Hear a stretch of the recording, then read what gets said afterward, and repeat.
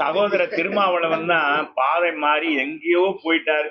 திசை தெரியாத காட்டுக்குள்ள போயிட்டாரு. காட்டுக்குள்ள போயிட்டு புலம்புற என்னமோ சொல்றாரு. அதிமுக RSS கட்டுப்பாட்டில் போய்விட்டதாக தெரிவித்த விசிக தலைவர் திருமாவளவனுக்கு முன்னாள் அமைச்சர் செல்லூர் ராஜு பதிலடி கொடுத்துள்ளார். அதிமுகவினர் பாஜக RSS கட்டுப்பாட்டுக்குள் போய்விட்டார்கள் என்பதற்கு இந்த கேள்வியே ஒரு சான்றாக இருக்கிறது.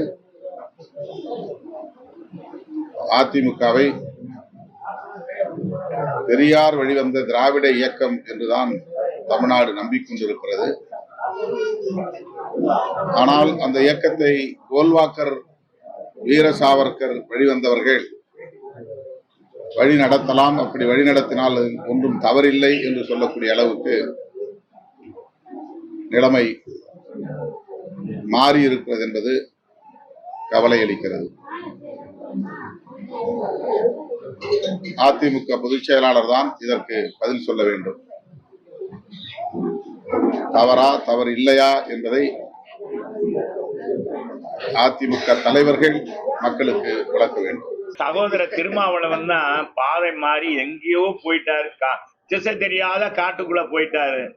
காட்டுக்குள்ள போயிட்டு புலம்புற என்னமோ சொல்றாரு.